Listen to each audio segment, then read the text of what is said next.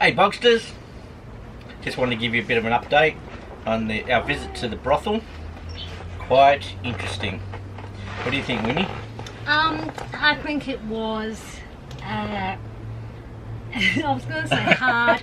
Look, the real reason we're making this video is because we've just had to sit for an hour and a half, not sit but walk as well, with a lovely but quite conservative group of people, and listen to lots of people say lots of things where there were so many lines. So many lines, so little time. Holy crap. So we've kind of been busting, like for example, you know, the old "that's what she said" or "that's the name of your sex tape" ran through our minds about a billion every times. time, yeah. You know, like when one lady was still waiting for her partner, so the madam said, "Is your partner still to come?"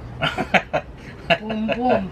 So we've been kind of looking at each other and giggling, and you know, out of respect to the girls as well, they're wanting to keep our puns to ourselves. So, but to start with, we're sitting outside, and the very first thing that come to Winnie's mind was, I wonder whether there's some beautiful like trees and shrubbery outside. Bushes. I wonder whether the bushes. They were nice bushes. I wonder whether the nice bushes are the same as the bushes were not. Oh wait, I wonder whether the bushes inside are nice as the ones on the outside. That's it. Boom, boom. So yeah, so the place is called the Pink House. It's the oldest operating brothel in WA. It's been continuously operating since it was set up for the miners who were all cashed up. Very interesting. They still have the starting stalls, so the girls open their doors at the beginning of every night and sort of flash their legs or whatever it might be to QUESTA CASA. entice the gentleman in. But of course the gentleman, it's called the QUESTA CASA. Yep. The gentlemen make the choice that they're not allowed to solicit. It was quite interesting listening to the legalities. They've always kind of fascinated me, those kind of industries that exist on the fringes of society, and the sex industry is certainly one of those, where it's kind of tolerated, but still in 2018 it's against the law. So that's you know, lots of studies. I think Curtin Uni did a study a little while ago about you know, what that means for the girls, or for the boys as well, I guess, but for the sex worker industry. And you know, it's a funny thing, you know, it's something everyone does but no one likes to talk about, and there's lots and lots of evidence to show that by legalising the prostitution industry, it's much safer for the girls, it's much safer for the guys who want to interact in that kind of way. Yeah. And there's been two thumbs up for legalisation. Let's do it. Comments below, vote yes. There's been some research to suggest as well that it can play a part in saving marriages, you know, where perhaps a couple are deeply in love but not sexually compatible. If mostly the guy, but even if the woman want to go and fulfil their needs, that, you know, to fulfil that in a business transaction way could be a much healthier option than if he's got to go and get to know someone. That takes too long. Yeah. It's too long. This is an hour transaction. You get it done, get it over and done with, and then I'll meet you again next week. Yeah. No names need to be exchanged, or you know the like first name, maybe initials, whatever it is, doesn't matter. But then it's over and done with. You don't have to worry about all the other stuff. You don't have to go on dates. You don't have the money, the taking out to dinner. You don't you have to take dinner. So it's kind of, yeah, it's all kind of like the way to go. The flip side of that is, you know, whether you're a stripper, whether you're a skimpy barmaid, or whether you're a prostitute, men are dumb. They will actually pay Dumber than cash. what you think. They will pay. You know, they're fairly simple creatures. We're not Sorry, that. not all men are dumb. That's a horrible thing to say. We're actually but dumber than that. Men's brains can be fairly simple sometimes, and look, there's a lot of them that are willing to pay $20 to see someone's boobs. I got a stick up for that. $280 for an hour to get their rocks off. And you know, some women may view working in the sex industry as disempowering, but I've spoken to a lot of women who say, you know what, it's actually empowering, because I think, that guy's going to pay cash for something I'd do for free. Not me, personally. No, I charge a lot. It's more than that. More than that. So, yeah, I'd let really you go for about interesting. $300 for half an hour. Very, very interesting. You know, looking at the legalities of it, and I guess, yeah, we wanted to probably start the video with that, just to give a disclaimer that in no way do we have any disrespect for any of the girls or any of the guys that use the service or that work in that industry whatsoever. In fact, we wholeheartedly support the legalisation of that. definitely. The lady that actually took us around for the tour. Have all due respect for anyone that chooses that as an. The lady that took us around the tour, she was awesome, excellent job, and yeah, it was a great tour, fantastic. Definitely recommend it. QUESTA CASA. Yeah, do yourself a favour. So now that all of that nice stuff's out of the way, holy crap, it was very, very interesting. It was interesting, especially there was one room in particular, the bondage room. Now, that girl gets $280 an hour, no sex. But there was a lot of instruments in that room, which I think I'm fairly open-minded, but oh my lord. Interesting how it works and the amount of money that guys will spend on that too, because crazy, huh? I mean, there's things. She said one of the standard staple things that all the blokes want is this little electric device where they get a little buzzer put on each nipple and a little buzzer, or a big buzzer I suppose, attached to their schlong and given electric shocks. Yeah. And apparently that's the one they will like. Yeah. What's the go with that? All kinds of implements that I don't know who's putting those things and where they're putting them. I do not know. I kind of wanted to. There was a very strict thing about not touching anything, but I kind of did want to say, "What's this for? What's that for?" But when you say to them, right, can I have a go? Right, can I have a try? No, you didn't. But it was running. But there was a man there that did suggest that I should apply for a job.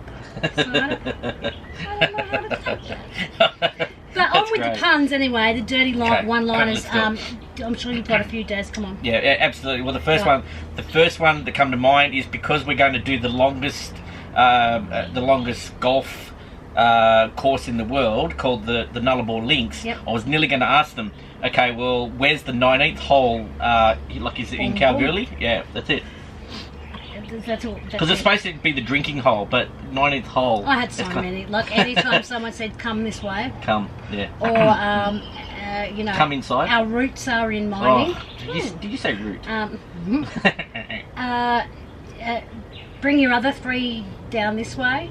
We'll all fit in. I've had more than 25 in this room before. Right. They just keep coming, so to speak. Or don't touch this.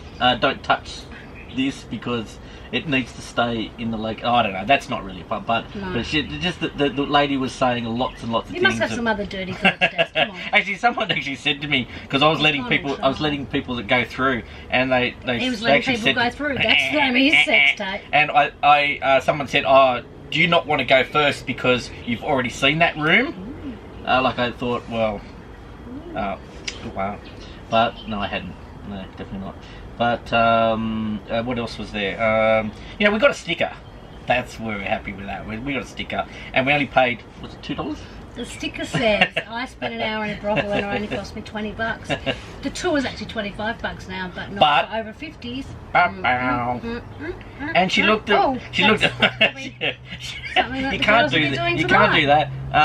Yeah, they start at 7 and 7 o'clock. So we're gonna great setup too. The fact that the girls they're not employees, they're completely autonomous, so they've got a room that they're able to use.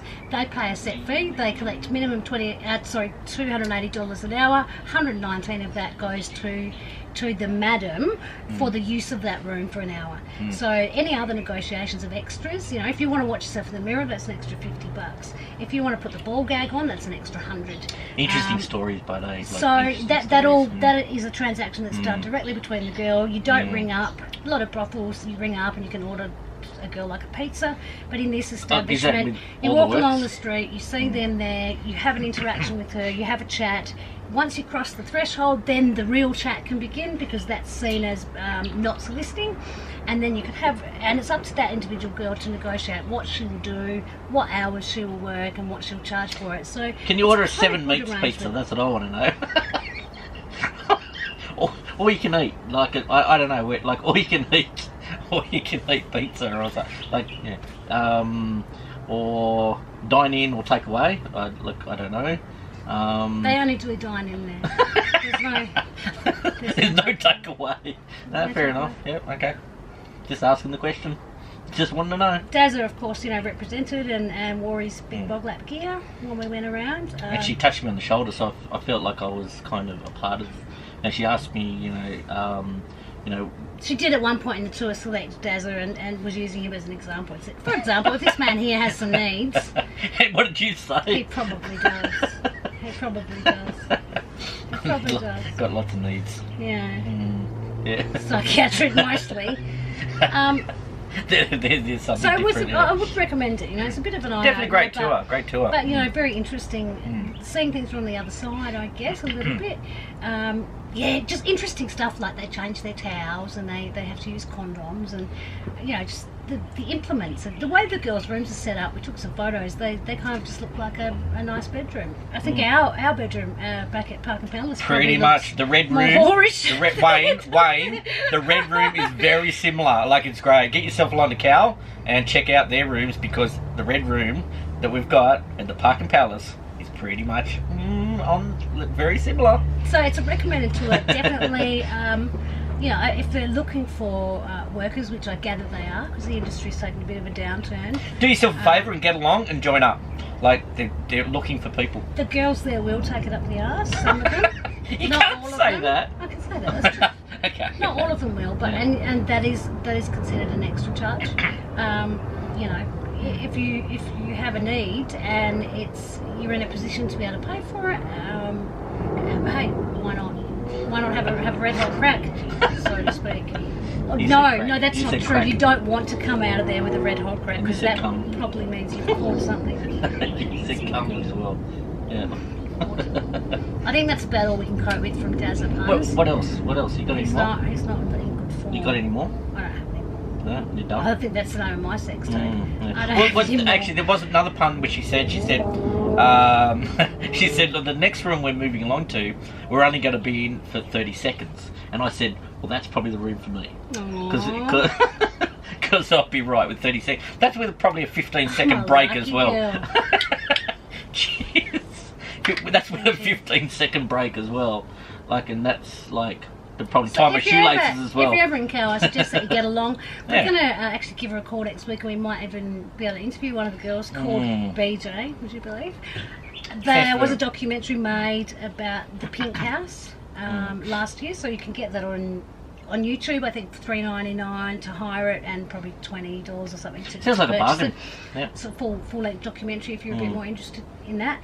And you know, the sex industry is not something we all think about, and we certainly don't really think about it at election time because there's other more pressing things. But you know, I think it's probably time. It's probably time that it just becomes legalised, because although it's tolerated, it puts a lot of women, in particular women, in a very, very vulnerable position. The fact that it's on the fringes, you know, they're allowed to exist, but things can change at any day. They don't get workers' comp if they throw their back out.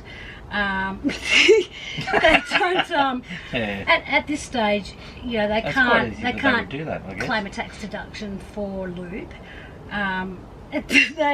There's no compulsory medical checks or anything like that, so they're kind of in a bit of a vulnerable position. You know, they can still be raped and assaulted, and I wonder whether with very little protection. You know, the cops really, although they do tolerate them, who's to say that a new police chief won't come into town next week who's extremely conservative and decides that he's going to shut it all down, or he's going to make you a target, or who's to say that some extremist Christian group, like some of the full-on, you know, crazy groups in the US, don't decide that they're going to picket and firebomb your establishment because they see it as being awful. So it's they're still vulnerable. Well, I just say, you know, it's something to think of in the back of your corner brain. There's people out there, they're people, and something as simple as changing the law and making it legal for them to do that. Hey, anyway, it's not going to hurt anyone. Anyway, like enough said, because it's nearly 7 p.m, right, and they open at 7 p.m. Right, and one of the questions were, do people that come along the tour go back for a bit of comfort, right? And it's like 7 p.m. Okay, I've got to go because I need the needs and all that. See you later, Bogsters. I'm out of here.